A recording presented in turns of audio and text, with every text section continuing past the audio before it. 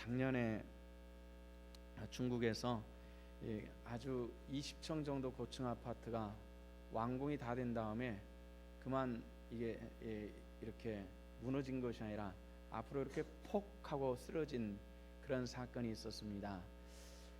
그 사진을 자세히 봤는데요.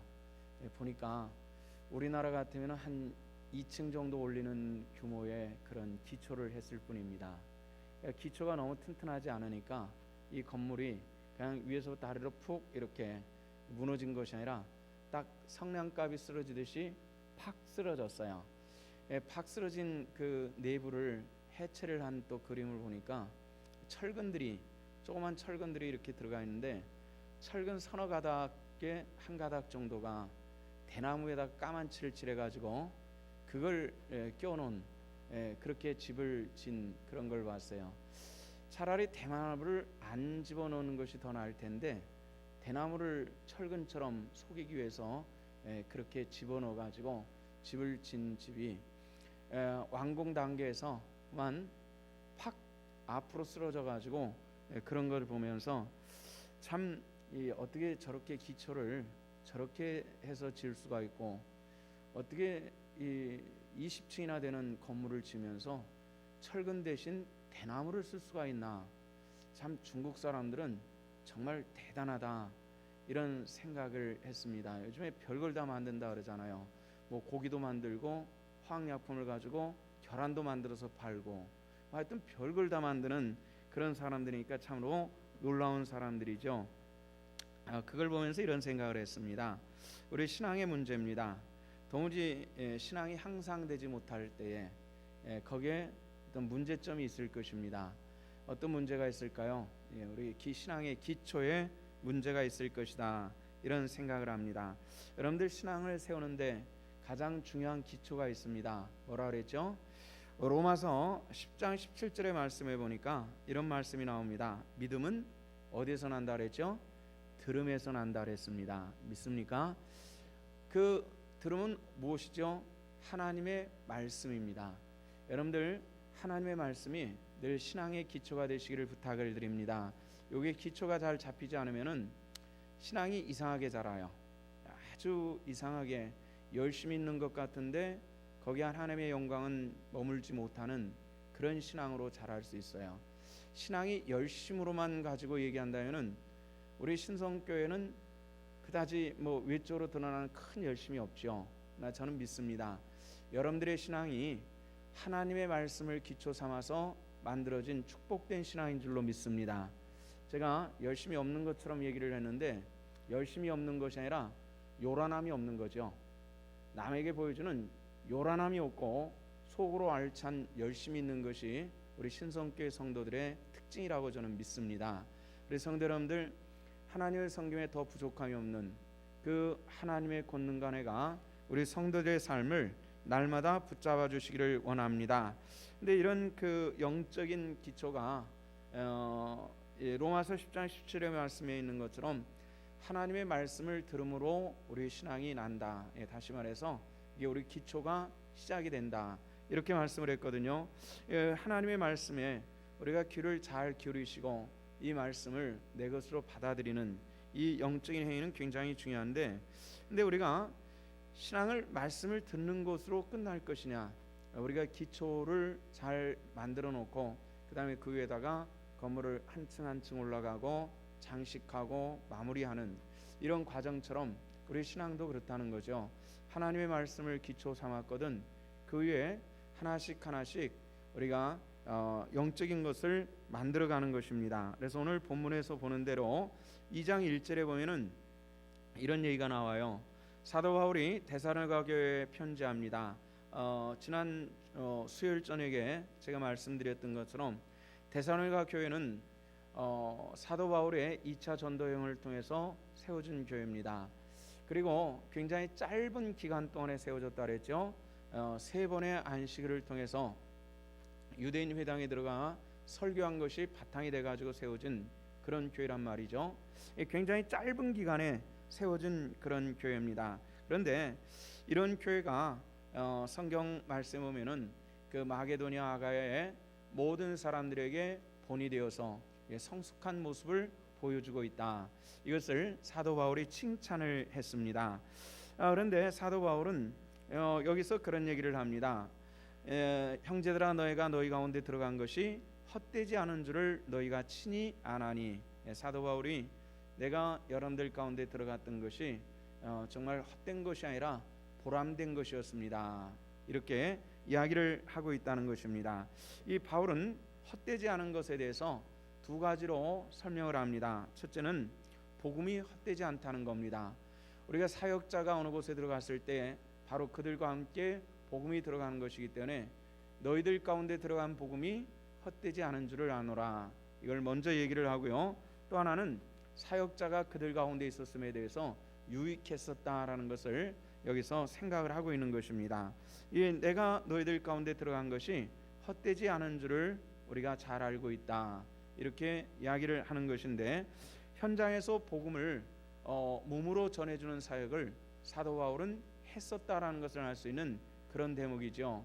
성도 여러분들, 우리가 신앙생활할 때에 데살로니가 교회 성도들처럼 사도 바울이 그들에게 보여준 것처럼 데살로니가 성도들은 배웠고 또 그리고 나가서 예수 그리스도를 아는 이 지식을 전달했고 복음을 전하는 그런 사역을 쉼 없이 감당했었다는 것을 알 수가 있습니다.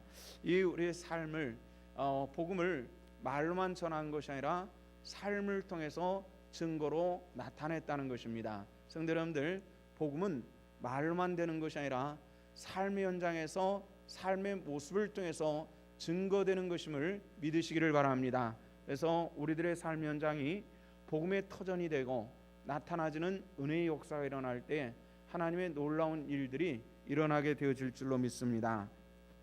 저도 교회 안에서 우리 성도들의 삶을 통해서 나타내고 증거하는 것들에 대해서 들을 때가 있습니다. 참 고맙고 감사한 일인데요. 간혹 우리 교회 성도들끼리도 저 집사님의 삶의 모습을 보면은 참 배울 것이 참 많고 머리가 숙여집니다. 있는 듯 없는 듯 하지만은 그 삶을 통해서 나타나는 향기가 참 보기가 좋습니다. 또 간혹 안 믿는 사람들 가운데서도 그런 증거를 들을 때가 있습니다. 참 그 사람 신성교회 다닌다는데요, 참 사람 정말 좋은 사람입니다. 참 정직하고 부지런하고 참 인사성도 있고 참 좋은 사람이에요. 이런 얘기를 들을 때 참 기쁩니다. 뭐 좋은 사람, 인사성 있고 성실하고 근면하고 이게 복음하고 아무런 관계가 없는 것 같지만은 예수 믿는 사람이 불성실하고 책임감이 적고 뭐 이러면 아니잖아요.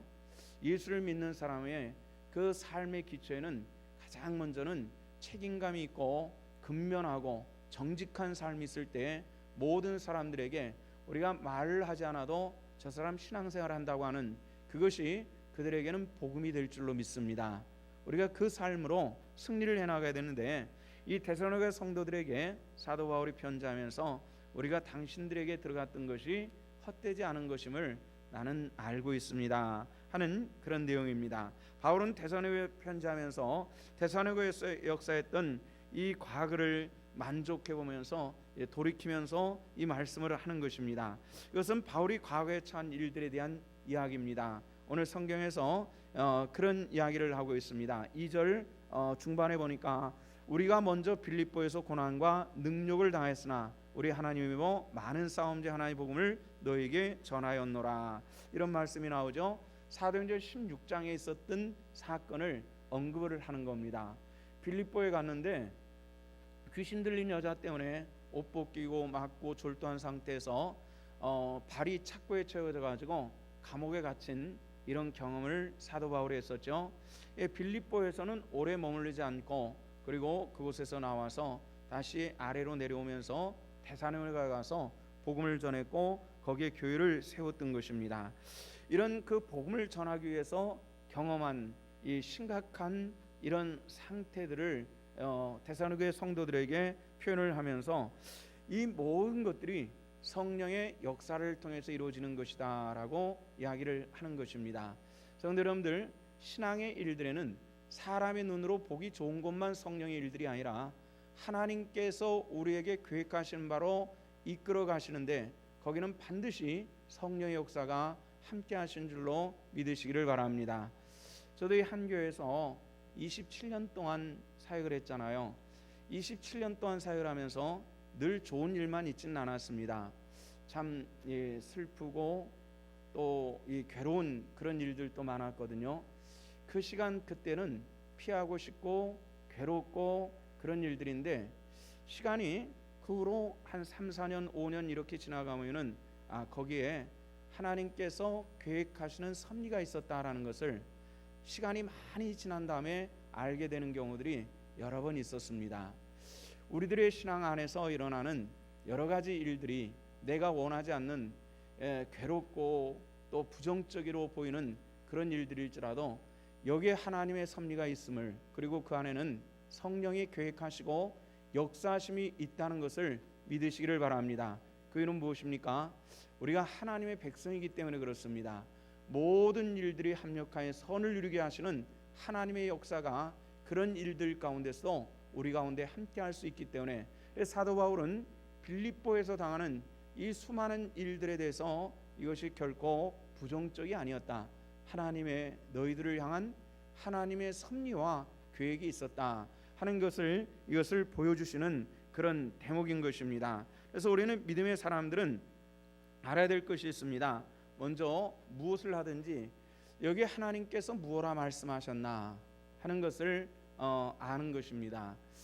1월 달서부터 성경을 앞에서부터 쭉 읽고 한 바퀴를 이렇게 돌아와 가지고 다시 오늘 이사야서 50장까지 읽었습니다. 오늘 성경을 읽으면서 이사야서도 여러 번 성경인데 읽으면서 여기 요 말씀이 여기 있었네, 이런 게 자꾸 새롭게 느껴지는 거예요. 수십 년 동안 성경을 읽고 1년에 몇 번씩 성경을 읽어도, 그러니까 제가 아무리 적게 읽은 성경일지라도 100번 이상은 그 부분을 읽었을 것 같거든요. 그런데 지금 그게 눈에 띄어지는 게, 볼 때마다 느끼는 게 그거예요. 이게 지금 왜 눈에 지금 요게 지금 띄어지지? 이런 생각을 할 때가 굉장히 많습니다. 그래서 하나님의 말씀은 거기에 생명력이 있는 것 같습니다. 읽을 때마다 샘솟듯하게 하시는 하나님의 은혜입니다. 하나님의 말씀을 붙드시기를 축원합니다. 거기는 무엇이 있다 그랬죠? 하나님의 생명력이 거기에 있기 때문에 우리가 하나님의 말씀을 붙드는 것입니다. 근데 우리가 성경을 바탕으로 말한다고 할 때 거기에 반드시 있는 것이 있어야 됩니다. 하나님이 있고 예수 그리스도가 있고, 그리고 그의 죽으심과 부활하심과 그리고 승천하심과 다시 오실 약속에 대한 이야기들이, 이게 복음인 것입니다. 성경에 수많은 얘기들이 있죠. 아브라함 이야기, 이삭 얘기, 야곱 이야기, 또 이사야, 다니엘 이야기, 이런 수많은 이 믿음의 사람들이 많이 등장을 해요. 그런데 이 사람들이 등장하는 목적이 뭐냐라는 거예요. 우리가 영화를 보면은 주연이 있고 조연들이 있고, 그 다음에 아주 단역들이 많아요. 성경에도 이런 단역들이 굉장히 많이 나오잖아요. 조연들도 많이 나오고요. 근데 주연은 하나라는 거죠. 주연은 누굽니까? 예수 그리스도입니다. 믿습니까? 그래서 구약 성경에 기록되어진 목적은 예수 그리스도께서 이 땅에 오신다라는 것을 예언하기 위해서 기록된 것이고요. 신약은 구약이 예언한 누가 오신 거예요? 예수님께서 이 땅에 이렇게 오셨습니다 라는 것을 증거하기 위해서 나타나는 것이 신약 성경이라고요.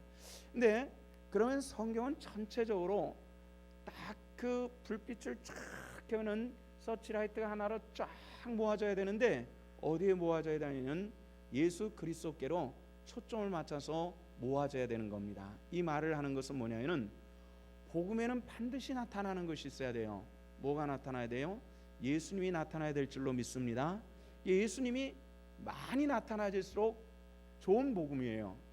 그러면 상대적으로 아무리 설교가 은혜스럽게 하고 감동을 하고 눈물을 짜게 만들고 즐겁게 웃게 만들을지라도 거기에 뭐가 없으면 안 될 것 같아요?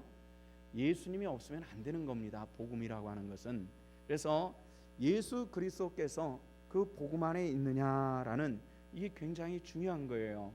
요즘에는 굉장히 많이 이 설교 기법들이 많이 발달했는데, 많이 발달하면 발달할수록 제가 느낀 것은 어디에 문제가 있냐면은 진실한 복음의 함량은 자꾸만 떨어진다는 게 문제예요. 예수님이 그 복음 안에서 사라지는 거예요. 그러니까 금도 함량이 4금 24K하고 14K는 함량이 뭐가 더 높은 거죠? 24K가 더 높잖아요. 14K는 함량이 떨어지는 거예요. 그런데 그 함량이 점점 떨어지다 보면은 어느 점에서부턴가는 금으로서의 역할을 잊어버리는 거죠. 복음도 마찬가지입니다. 예수 그리스도에 대한 그것이 떨어지다 보면은 어느 점에 이르러서는 그것이 복음으로서의 역할은 못하게 되는 거예요. 아무리 우리에게 유익한 말을 끼쳐주고, 오늘 아침에 말씀드렸잖아요. 아침마당이 우리가 인생과 삶의 유익을 얘기한다면은 설교보다 낫다니까요. 그게 그냥 우리 육신적인 유익을 얘기한다면 그렇단 말이에요. 나 이 하나님의 말씀은 우리에게 주는 것이 뭐냐면은 생명이 있다는 것입니다. 믿습니까? 생명이 있기 때문에 이게 우리에게 굉장히 중요한 것이에요. 우리가 하나님의 말씀을 사모하시고 이 말씀을 붙들어가는 하나님의 성도들, 사도 바울은 그들에게 고린도 데살로니가 성도들의 복음을 전하면서 그 복음을 전하게 된 동기와 목적과 그리고 과정들을 쭉 설명을 하면서 참 하나님께서 빌립보에서 그렇게 한 것이 당신들에게는 유익함이었습니다. 사도 바울은 괴로운 일이었는데 복음을 위해서 쓰여지는 하나님의 도구로 볼 때는 당신들이 유익함이었습니다. 이렇게 얘기를 하는 것이죠. 때로 주님의 영광을 위해서 내가 힘들더라도 주님의 복음에 있는 일이라면은 여기에 감사할 수 있는 그런 하나님의 권속들 되시기를 축원합니다. 그래서 우리에게 그래야 하기 위해서 우리가 반드시 있어야 될 것이죠. 복음에 대한 동기가 순수해야 된다는 겁니다. 뭐가 순수해야 돼요? 복음에 대한 동기. 우리 한번 따라합시다. 복음의 동기를 순수하게 하자. 그렇게 하시기를 부탁을 드립니다. 그래서 오늘 3절과 4절 말씀 보니까 이런 얘기가 나오죠. 우리 같이 3절과 4절을 함께 읽어보시도록 하십니다. 다 같이 시작. 우리의 권면은 간사함이나 부정해서 난 것이 아니요 속임수로 하는 것도 아니라 오직 하나님께 옳게 여기심을 입어 복음을 위탁받았으니 우리가 이와 같이 말함은 기쁘게 하려 함이 아니요 오직 우리 마음을 감찰하시는 하나님을 기쁘시게 하려 함이라. 아멘. 자, 우리의 영적인 행위는 무엇을 위한 것이라고 그랬어요? 사람을 기쁘게 하는 것이라고요? 아니죠. 누구를 기쁘게?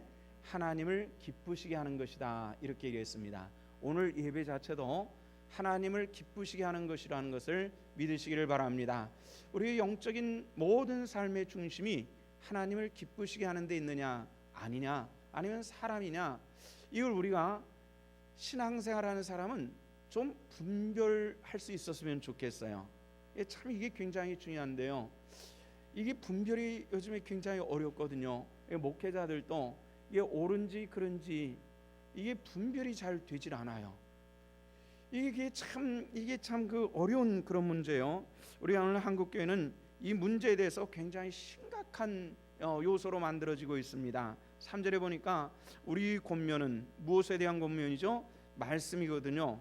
이 말씀은 간사함이나 부정해서 난 것이 아니요 속임수로 하는 것도 아닙니다. 이렇게 이야기를 하고 있습니다.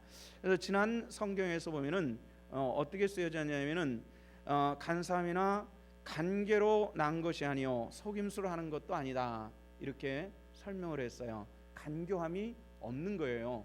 복음에는 뭐가 있어야 될까요? 진실함이 있는 것이 이것이 복음이다. 이렇게 얘기를 하는데요. 오늘 성경 말씀에 보니까 사람의 비유를 맞춘다든지 뭐 이런 그 간교함으로 우리가 주의 복음을 일들을 하는 것이 아니라고 했습니다. 요즘에는 전도도 아까 말씀드렸던 것처럼 설교 기법도 많이 발달했는데요. 전도 기법도 굉장히 많아요.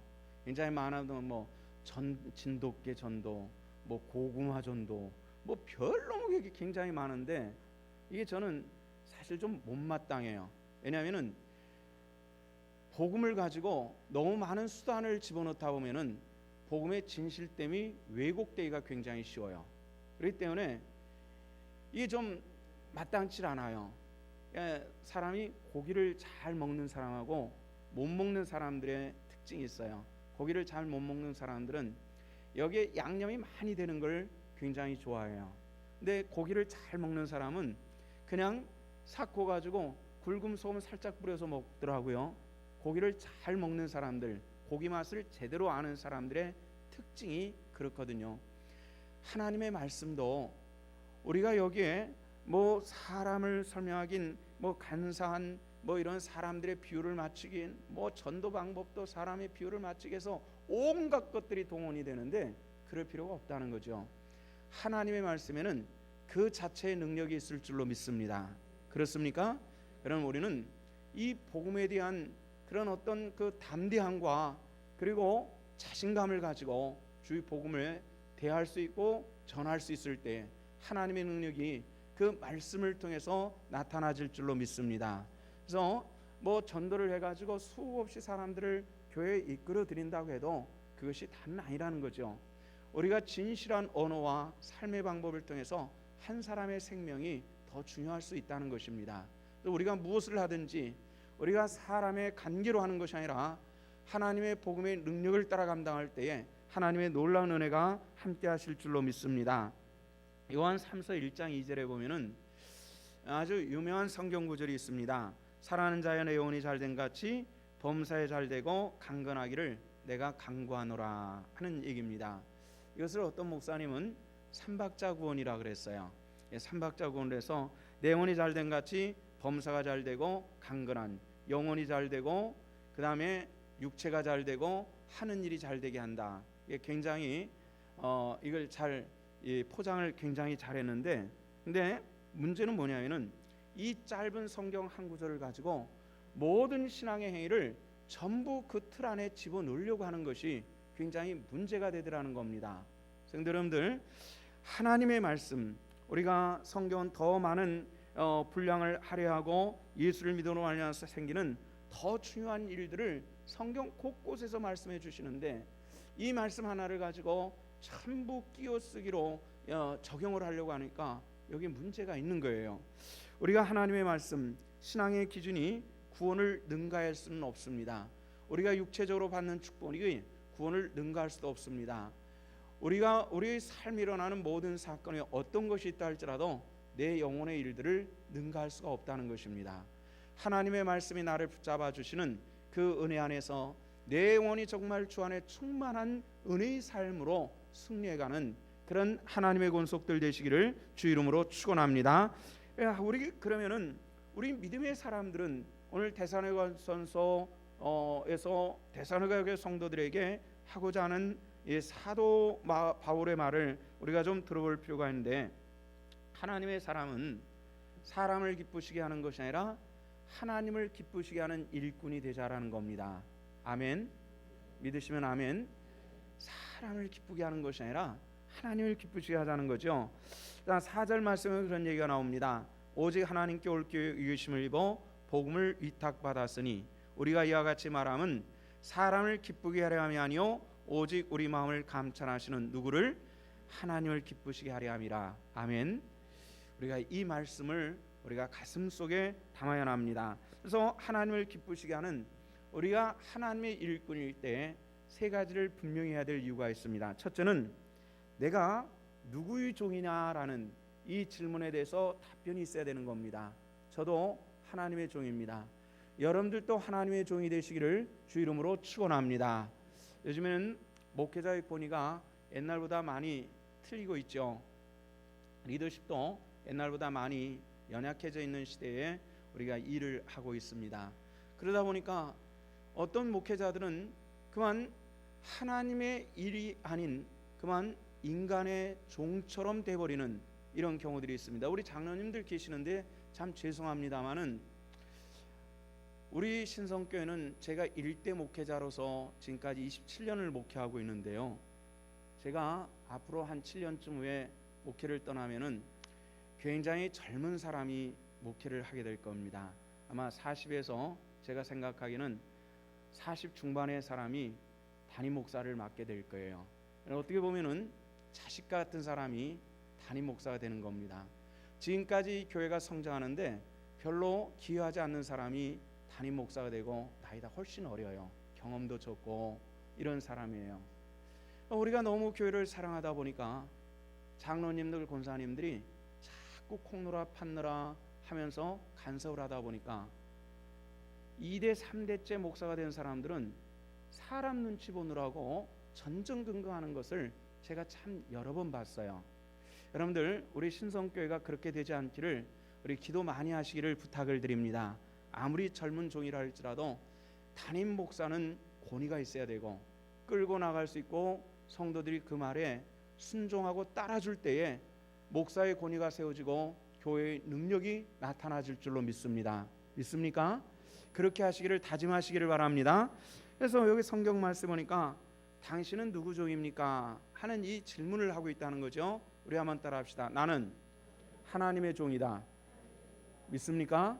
하나님의 종으로서 감당하시기를 바랍니다. 무엇에 대해서요? 복음에 대해서 그렇다는 거죠. 우리 다시 한번 합시다. 복음에 대해서 나는 하나님의 종이다.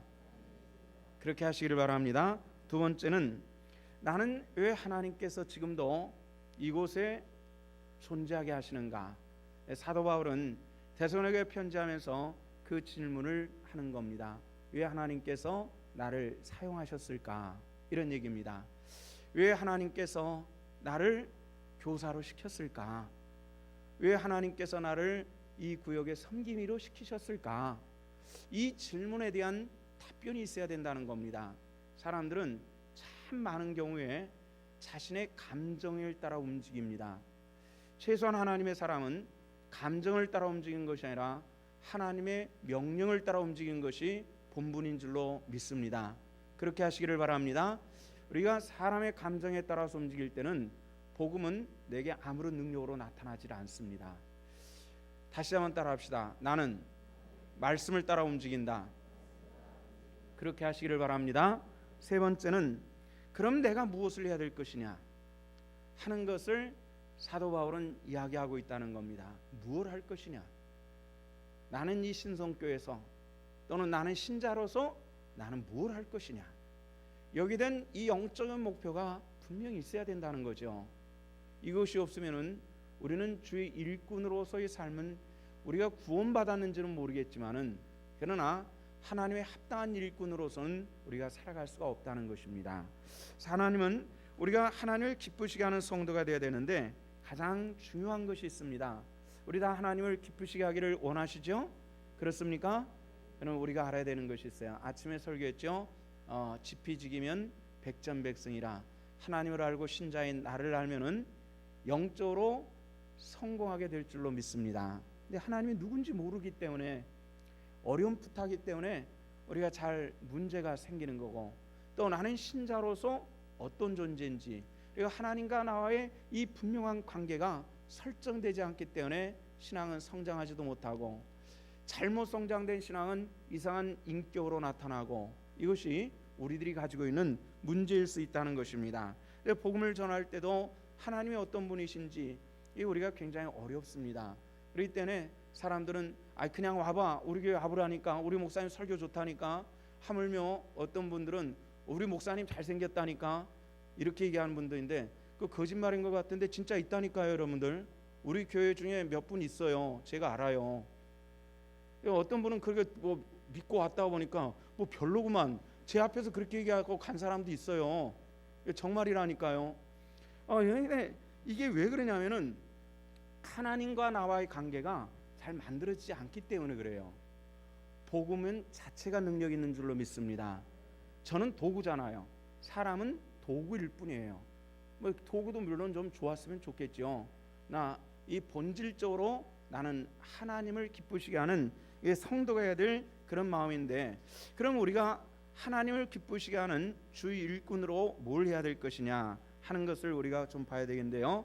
5절을 우리 같이 한번 읽어봅시다. 다 같이 시작. 너희도 알거니와 우리가 아무 때도 아첨하는 말이나 탐심의 탈을 쓰지 아니한 것을 하나님이 증언하시느니라. 사도 바울은 뭐라 하느냐면은 아첨하는 말이나 내가 당신들에게 아첨하는 말 하신 적이 없습니다. 또 교회를 통해서 내가 탐심을 가져본 적도 없습니다. 이렇게 이야기를 하고 있습니다. 목회자나 교회가 가지고 있는 이 탐심의 유형들을 우리가 좀 볼 필요가 있는데요. 특히 우리 한국교회에 두드러지게 나타나고 있는 염려스러운 부분들입니다. 그것은 이 신자들도 이것을 분별하는데 굉장히 중요한 요소가 있다고 생각합니다. 그것은 뭘까요? 가급적이면 상가고 싶은 이 강단에서 얘기하고 싶지 않은 일들인데 교회들이 스스로 안 믿는 사람들을 전도하고 성장해 가려고 하는 이런 노력과 의지들이 점점 사라지고 있다는 겁니다. 뭘 하려고 그래요? 애매하게 신앙생활 잘하는 사람한테 가가지고 자기가 신앙생활하는 교회 100% 만족하는 사람은 대한민국에 없습니다. 인류 역사 속에서 없었어요. 아무리 열심히 신앙생활해도 뭔가 조금은 불만스러운 것들이 있거든요. 그런 불만스러운 것을 교묘하게 파고들어서 자기 교회를 자랑을 거기다 심어버리는 거예요. 이걸 뭘 하는 거예요? 사람을 뺏어오고자 하는 그런 악한 탐심의 마음에서부터 비롯되는 거거든요. 사람이 조금 그 교회에서 연약할지라도 그 교회에서 신앙생활을 잘하게 만드는 것이 우리가 진정한 양심이고 하나님 앞에 부끄러움이 없는 그런 모습인 줄로 믿으시기를 바랍니다. 그래서 이런 것들이 참 문제예요. 이 참 오늘 한국 교회가 교회들이 인구가 밀접한 나라다 보니까 교회도 거리적으로 밀접한데 이런 이 윤리와 도덕을 지키지 않으면은 교회는 혼돈스러우게 될 수밖에 없어요. 이 우리가 분명히 하지 않으면 안 되는 부분이라는 얘기죠. 지난 목요일 날 한 목사님하고 같이 식사를 했어요. 부부 넷이 식사를 했는데 그 목사님이 우리 교회에 대해서 이런 얘기를 했습니다. 매우 전통적인 교회입니다. 이렇게 얘기를 했어요. 매우 전통적인 교회. 우리가 생각하면은 굉장히 전통적인 교회, 어떤 교회가 얼른 떠오르죠? 굉장히 고리타분하고 현대적 감각이 매우 뒤떨어지고 예것만 하여튼 꾸준하게 지키려고 애를 쓰는 그런 교회라고 하는 이런 생각이 들고 또 그분도 그런 의미에서 그런 얘기를 했습니다. 근데 문제는 뭐냐면은 그분이 이런 얘기를 해요. 전통적인 교회는 현대 교회에서 숫자가 급격히 줄어가고 젊은이들이 썰물처럼 빠져나와서 노인들만 앉아 있습니다.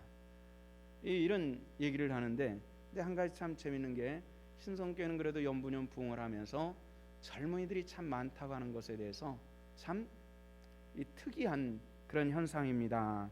이렇게 이야기를 했어요. 이건 뭘 의미하느냐 하면은 저도 현대 교회가 가지고 있는 굉장히 많은 경영 기법들에 대해서 저도 다 알고 있습니다. 그러나 이것이 교회 안에서 세상적인 그런 가치가 교회 중심 가치가 되면은 교회는 언제든지 생명력을 빼앗길 수 있다라고 하는 것이 저희 또 분명한 목표이기도 하고 또 목회의 가치관이기도 하기 때문에 거절해야 될 것들은 아쉽지만은 거절하지 않으면 안 된다라는 이런 믿음이 분명히 있습니다. 그렇기 때문에 거절할 것은 거절합니다. 그러나 지켜야 될 것은 철저히 지키겠습니다. 이것들에 대해서는 분명합니다. 성도 여러분들, 우리가 지켜야 될 가치가 있으면은 목숨을 걸고 지킬 수 있기를 저와 함께 지킬 수 있기를 부탁을 드리고요. 세상 기법이 아무리 교회를 현재 유익하게 하는 것일지라도 그것이 하나님께 영광 돌리는 방법이 아니면은 거절할 수 있는 과감한 결단을 가질 수 있기를 또한 주 이름으로 부탁을 드립니다. 이것이 없다면은 우리가 굉장히 위험한 것인데요. 2010년도 2011년도 전반기죠. 2011년도 전반기 때 여러분 교회가 파산한다는 얘기 들어보셨습니까? 파산. 세계에서 아주 유명한 교회 하나가 작년 초반에 파산을 했어요. 여러분들도 들어보셨을 텐데요. 남가주, 미국 남가주에 있는 로버트 슐러라고 하는 목사님 잘 아실 거예요. 이 불가능은 없다라고 하는 아주 굉장히 이 가능성 있는 신앙에 대해서 굉장히 긍정적 신앙에 대해서 굉장히 강조했던 그런 목사님. 우리 한국교회도 그 목사님 영향을 받아가지고 굉장히 이 대교회를 성장한 교회들이 굉장히 많습니다. 그 대표적인 것이 광림교회죠. 이런 교회들이 굉장히 많아요. 그런데 그 교회가 로버트 슐러 목사님이 목회하는 그 수종교회가, 크리스탈 교회가 작년 초반에 법원으로부터 파산 선고를 받았습니다. 왜 그랬냐면은 이 긍정적 사고방식을 목회에 접목시켜 가지고 어마어마한 돈을 뿌려서 사람들을 모으는 겁니다. 그런데 2010년도 성탄절에도 한번 그 성탄절 행사를 위해서 뿌리는 돈이 50억 정도 된답니다. 상상이 됩니까? 어마어마한 돈을 빚을 내서 뿌렸는데 그게 회수가 안 되는 거예요. 그래가지고 파산 신청을 한 이런 사건이 있었어요. 전 세계에서 그 양반의 이 전도, 긍정적 사고방식의 전도 기법이 한국 교회며 온 세계 교회에 아주 속속들이 물들었는데, 이 굉장히 저는 아주 예전서부터 이런 문제에 대해서는 좀 거절을 했기 때문에 걱정이 됐는데, 그 거두가 교회가 파산이 돼버리는 이런 일들이 있어요. 성도 여러분들, 하나님의 일들은 하나님의 말씀이 역사해 주실 줄로 믿습니다. 다만 우리는 그 안에서 어떻게 사느냐, 어떻게 행동하느냐가 문제이지, 우리가 어떤 기법을 도용하는 이것이 문제가 아니라는 것입니다. 교회는 생명력이 있어야 됩니다. 말씀의 생명력을 가질 수 있기를 주 이름으로 축원합니다.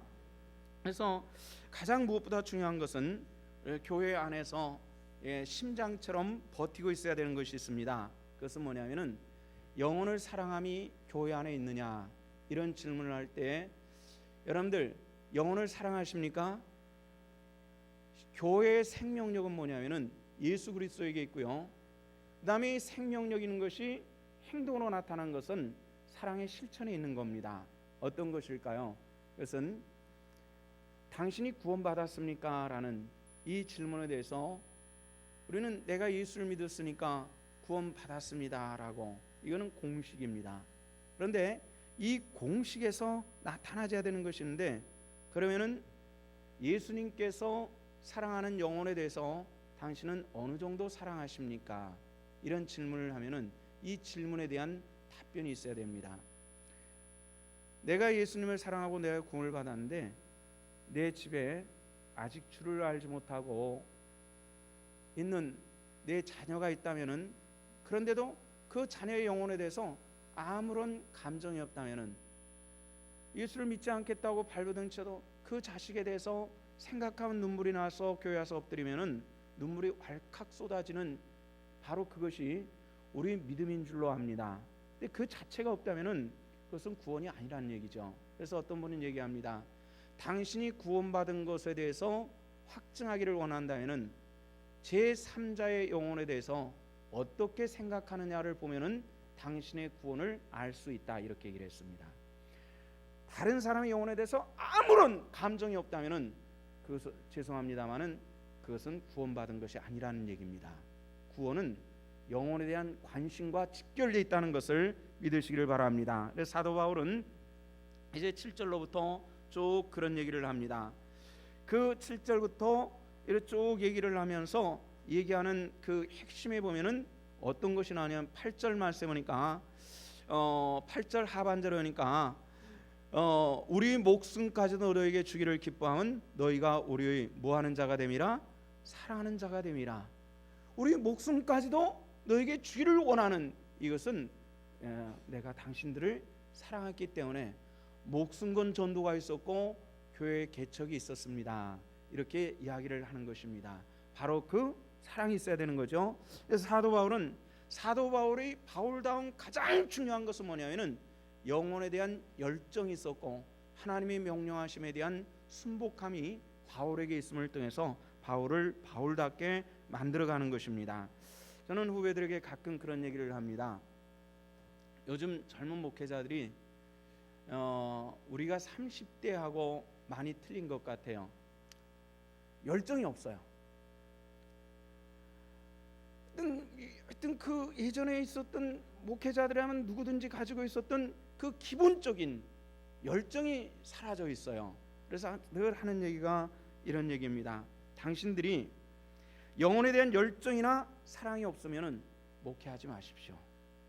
목회하지 마십시오. 당신도 불행하고 당신 가정도 불행하고 자식도 불행하고 교회도 불행해지는 거니까 목회하지 마십시오. 한국교회는 목회자 남습니다. 당신 안 해도 괜찮아요. 그런 얘기를 저는 많이 해주고 있습니다. 그런데 여러분들, 우리가 주의 백성으로서 하나님께서 사랑하시고 십자가에 못 박혀 죽으신 예수 그리스도의 그 보혈의 공로가 어디 있는가를 생각하면서 아직 주를 알지 못하는 그 영혼들을 사랑할 수 있는 그런 영적 감동과 그리고 그 열정이 나타나질 수 있기를 주 이름으로 축원합니다. 그래서 우리가 그런 삶을 살기 위해서 우리가 해야 될 것이 있습니다. 10절 말씀 우리가 같이 한번 함께 읽어보도록 합니다. 다 같이 시작. 우리가 너희 믿는 자들을 향하여 어떻게 거룩하고 옳고 흠없이 행하였는지에 대하여 너희가 증인이요 하나님도 그러하시도다. 너희 믿는 자들을 향해서 어떻게 거룩하고 옳고 흠없이 행하였는지에 대해서, 다시 말해서 사도 바울은 뭘 주의했느냐 하면은 자기 삶을 통해서 실족하는 사람들이 있을까 두려워하면서 흠없이 사역하기 위해서 매우 애썼다라는 것을 본문을 통해서 느낄 수 있는 그런 내용이죠. 오리류는 오리들, 뭐 기러기라든지 청둥오리라든지 이런 오리류에게는 각인 효과라고 하는 것이 있습니다. 각인 효과. 이런 각인 효과를 이용을 해가지고 영화를 하나 만들었는데요. 아름다운 비행이라고 하는 영화가 있었습니다. 이 기러기들을 막 새끼 알에서 깨어난 그 기러기들을 키우면서 알에서 깨어나면서부터 이 기러기들을 새끼 때부터 키우는 거예요. 그래서 기러기들이 그 키운 사람을 마치 어미처럼 따르게 만들어서 나중에는 그 사람이 그 조그만한 소형 비행기를 타고 이 기러기들과 함께 대장정을 떠나는 것, 이런 그 아름다운 비행이라고 하는 그런 영화가 있어요. 굉장히 아름다운 영화입니다. 요즘에 인터넷에서 공짜로 볼 수 있으니까 한번 보는 거 괜찮을 거예요. 거기는 굉장히 많은 교훈들이 있거든요. 거긴 뭐 어떤 교훈이냐면은 각인 효과라고 하는 이 각인 효과를 이용한 영화를 만드는데 각인 효과라는 것이 있어요. 각인 효과는 무엇이냐면은 처음 경험하고 느끼는 것이 그 사람을 좌우하는 겁니다. 사람들에게 각인 효과가 오류류하고는 많이 틀려서 좀 적지만은 그래도 어느 정도는 다 남아 있는 겁니다. 상담학에서는 이런 얘기를 하죠. 원가정이라는 말을 사용을 해요. 원가정. 원가정이 어떤 집에서 태어났느냐. 이 원가정이라는 것은 내가 태어나가지고 쭉 자라가지고 결혼이라든지 이런 걸 통해 가지고 새로운 가정을 만들어갈 때까지 나에게 끊임없이 영향 준 그 가정을 원가정이라고 그래요. 그 원가정이 준 영향을 통해서 그 다음에 두 번째 이 새로운 가정에 영향을 만들어가는 거예요. 이 원가정이 예를 들어서 이런 겁니다. 원가정에 할머니가 계시고 어머니가 계시고 그런데 할머니가 성질머리가 워낙 안 좋아가지고 툭하면 자기 어머니가 밥상 차리면 밥상을 걷어차 버리고 막 욕을 하고 막 그 손녀 자식들이 안 돼서 막 그렇게 하는 것을 보고 자라는 그전 집안에 이 딸들은 어떤 생각을 하냐면 시집에 대해서 무조건 무서워하는 겁니다. 막 무서워해가지고 나도 결혼해가지고 우리 시어머니가 내가 밥상 차리면 막 그걸 들어 엎어버리지 않을까는 두려움에 사로잡히는 거예요. 전혀 그럴 필요가 없는데도 이게 원가정이 가지고 있는 효과입니다. 그래서 여러분들 원가정이 믿음 안에 바로 되어질 수 있기를 부탁을 드립니다. 그래서 그 원가정의 신앙도 그대로 받아가는 거거든요. 의외로 아이들이 성장해가지고 신앙생활을 하지 않는 경우들, 그런 경우들을 상담을 굉장히 많이 해봤어요. 굉장히 많이 해봤는데 당신은 왜 신앙생활을 하지 않습니까? 물어보면은 우리 어머니 신앙에 대해서 나는 질려버려가지고 나는 신앙생활 얘기도 하지 마세요. 어렸을 땐 신앙생활 했잖아. 이러면 어머니가 강압적으로 시키니까 하긴 했지만은 신앙에 대한 아무런 감동도 없고 감흥도 없고 느낌도 없고 그리고 신앙생활은 징그러워요. 이렇게 얘기하는 사람들이 의외로 많습니다. 그 이유는 뭐냐면은 신앙이 아름답게 보이지 못하는 원가정의 신앙생활이 아름답게 보이지 못하기 때문에 그런 효과들이 만들어지는 거예요. 며느리들이 시집 와가지고 시어머니가 너 우리 집에 오면 신앙생활해. 그러니까 못해요. 이러질 못하니까 와가지고 같이 생활하는 2년, 3년, 4년, 5년 동안 신앙생활을 해요. 시어머니가 무서우니까 그렇게 해가지고 집사도 돼요. 분가를 했어요. 그 다음에 신앙 딱 끊어져 버려요. 왜 그랬냐면은 시어머니가 무서워서 살 수 없어서 했지만 우리 따로 사니까 할 필요 없어요. 간단한 논리예요. 그냥 내가 처음 본 신앙의 행태는 아름답지 않다는 것이죠. 저와 여러분들의 신앙이 모든 사람들이 보기에 아름다울 수 있기를 축원합니다. 남편이 아내의 신앙이 아름다우면은 신앙생활해요. 그건 반드시 하게 돼 있어요. 아내가 신앙생활이 징그러운데 어떻게 신앙생활이 가능해? 남편이 요즘에 남자의 고난이 약해가지고 뭐 집에서 두들겨 맞는 남자도 있다 그러는데 뭐 모르죠. 얻어터지기 싫으니까 나오는 그런 케어스들은 혹시 쓰는지 모르겠지만은 감동과 감화가 있냔 말이에요. 이것이 우리가 가지고 있는 문제일 수 있다는 겁니다. 그래서 사람들은 내가 어떤 사람에게 전도를 받았느냐 하는 것이 그 사람의 신앙생활을 내내 좌우하게 되어 있습니다. 전도자들은 반드시 가져야 될 것이 무조건 열심만은 안 돼요. 품격 있는 신앙으로 다듬어져야만 돼요. 그래야만 그 사람을 세울 수 있는 것이에요. 그리고 그 사람도 신앙이 아름다워질 수 있어요. 저는 무조건 열심히 있는 거 반대하는 사람입니다. 품격 없는 신앙이 무조건 열심히 있을 때 이것은 시간이 지나면 오히려 유익하지 못할 수가 있어요. 비록 열심은 없다 할지라도 신앙의 품격은 사람들에게 나타나는 향기가 있어요. 요즘에 저희 집에서 이제 꽃이 다 졌는데요. 한 난이 한 2달 동안 꽃이 쫙 펴가지고 7송이가 폈어요. 한란이 한 대에서 7송이가 날 때 제일 예쁜 거래요. 근데 저희 방에서 한란이 꽃대를 2개가 2줄기가 나와가지고 하나는 5송이, 하나는 7송이를 폈어요. 근데 제 책상 바로 앞에 있는데 하루 종일 앉아 있을 때는 잘 모르겠어요. 근데 문을 닫아 걸고 아침에 출근해서 문을 탁 열면은 향기가 크해서 그렇게 좋을 수가 없어요. 한란 향기가. 그런데 막상 맡아보려고 가까이 가서 코를 대면은 향기가 없어요. 이상하게. 막상 코를 가까이 꽃에다 대면은 향기가 느껴지질 않아요. 그런데 멀찍이 떨어져 가지고 시간이 한참 있으면은 향기가 온몸을 감싸는 그 신비한 향기가 있더라고요. 그리스도인의 향기가 그렇게 됐으면 좋겠습니다. 백합화는 참 향기가 좋지만은 옛날에 서양 여자들은 자살할 때 요즘처럼 뭐 약 같은 게 없으니까 백합을 잔뜩 꺾어놓고 그 안에서 문 딱 갈아넣고 죽었다 그러잖아요. 백합 향기가 독이 있거든요. 아주 강한 향기는 독도 함께 있을 수 있어요. 오늘날 한국교회가 열심히 없어가지고 더 부흥하지 못합니까? 우리 신성교회도 무슨 열심히 없습니까? 다 있는 거예요. 다 있어요. 한국교회는 이게 넘쳐서 문제예요. 다만 향기를 잃어가고 있는 것이 문제가 되고 있다는 얘기죠. 우리가 하나님 앞에 부끄러움 없는 하나님의 사람으로 되기 위해서 데살로니가에 보내는 사도 바울의 편지를 분별하면서 하나님 앞에 부끄러움이 없는 그런 믿음의 이 흠없는 하나님의 사람으로 승리하는 저와 여러분들 되시기를 주 이름으로 축원합니다. 기도하시겠습니다. 하나님 은혜를 감사합니다. 오늘 또 우리가 주님 앞에 있고 또 주를 찬양합니다. 영광 받으시기 합당하신 하나님, 오늘 또 우리 가운데 함께 계셔서 영광을 받으시고 데살로니가 교회 편지하는 사도 바울의 심령이 우리 가운데도 함께하여 주시옵소서. 은은한 향기 나는 그리스도인들 되게 하시고 사람들에게 영향을 끼칠 수 있는 진정한 믿음의 사람들이 될 수 있도록 주께서 친히 함께하여 주시옵소서. 예수 그리스도 이름 받들어 기도하옵나이다. 아멘.